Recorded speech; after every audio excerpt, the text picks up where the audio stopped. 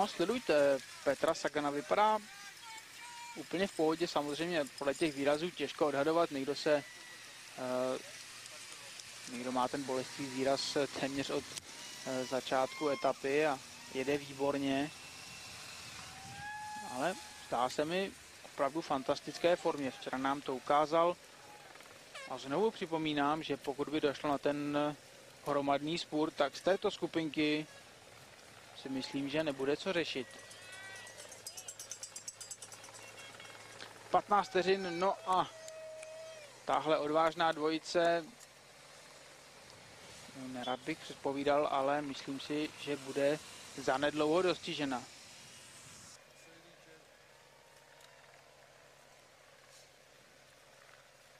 Tak co, zkusí to ještě Matthew Wilson nebo Mark Demar, nebo je pohltí ta skupina? Kolik tam může být? 200, 300 metrů? Teď nemáme ten údaj, kolik je do cíle dnešní etapy. Pořád se ti dva ohlížejí. Další zatáčka na pravou ruku. Sagan stále na 4. místě v té skupince. Tady Hinkepí na konci. Ne. Bude se rozhodovat ve sprintu této skupiny. No a na koho byste si teďka vsadili? Já na Petra Sagana. Stále drží to 4. místo, je za zadním kolem Rodgerse, zřejmě ho považuje za toho největšího soupeře, ale ono to 4. místo je samozřejmě velmi výhodné. Teď těží z té práce Kolumbie, odpočívá, když to tempo je samozřejmě v těch posledních kilometrech velmi vysoké. Tak co, dokáže Peter Sagan zvítězí v další etapě, v druhé za sebou na závodu okolo Kalifornie, nebo přesportuje někdo jiný? Michael Rogers tam je, tam Leipheimer a samozřejmě i ostatní borci. Poslední kilometr, jdeme na to.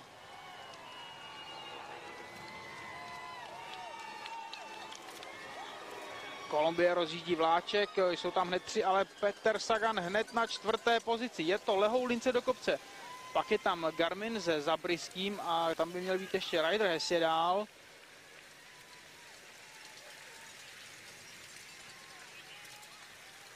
Jsou tam i barvy Garminu na 5. pozici hned za Saganem.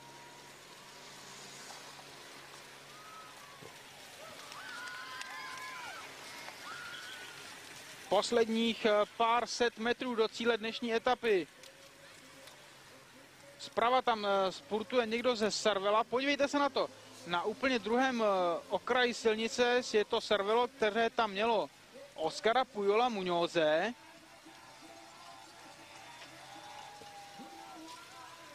Možná 20 metrů má teď zřejmě Oscar Pujol Muñoz.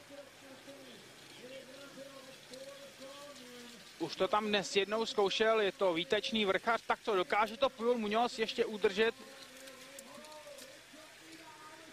Sagan stále drží výhodnou pozici, Rodgers je teď na čele, ale tady máme stále Oscara Pujola Muñoze, který tam vysprintoval pro druhém okraji vozovky. Stále drží ten drobounký náskok. Kolik máme ale do cíle?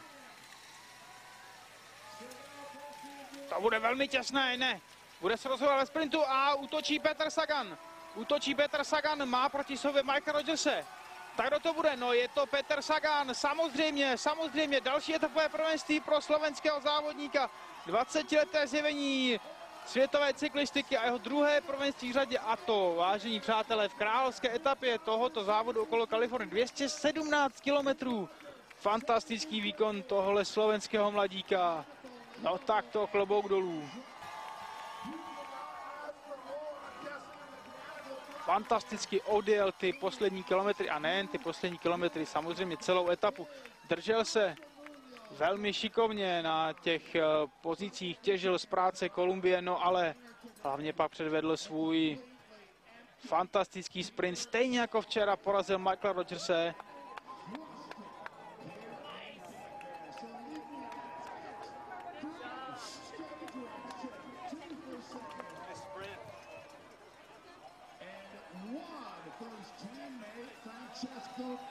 Nemám slov k výkonu Petra Sagana, 20letého slovenského závodníka.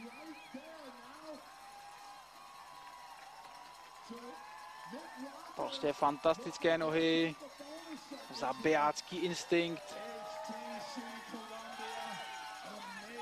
A takhle se raduje z dnešního prvenství. V letošní sezóně 2 etapy na Paříž-Nice. Etapové prvenství okolo Romandie, no a tohle už je druhé prvenství závodu okolo Kalifornie.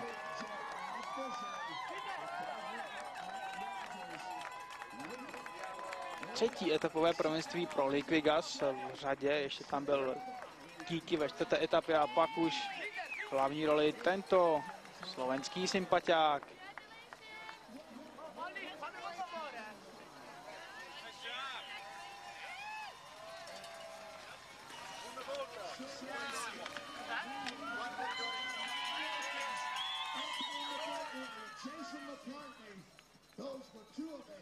První místo Peter Sagan, Rory Sutherland, na druhém místě Rogers, potom třetí Levi Leipheimer, 4. místo, Sidal 5. a Zajíček na místě 6. No a my už teď můžeme odhadovat, co nám předvede Peter Sagan v zítřejší časovce. Časovka je opravdu dlouhá, 32 kilometrů, ale zdá se, že Peter Sagan je muž zázraků. Ještě jednou se na to podívejte.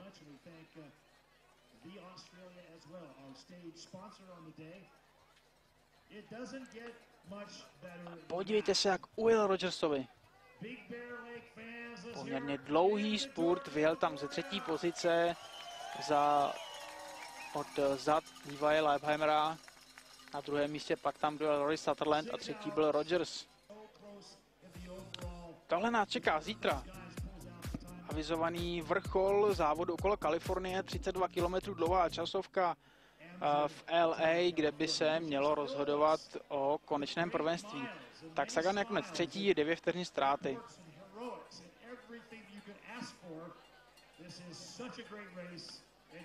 Ještě jednou si prohlédneme další fantastický úspěch 20letého slovenského mladíka. Já se s vámi pro dnešek loučím pohledem na tohoto borce a to je muž dnešního dne. Hezkou noc.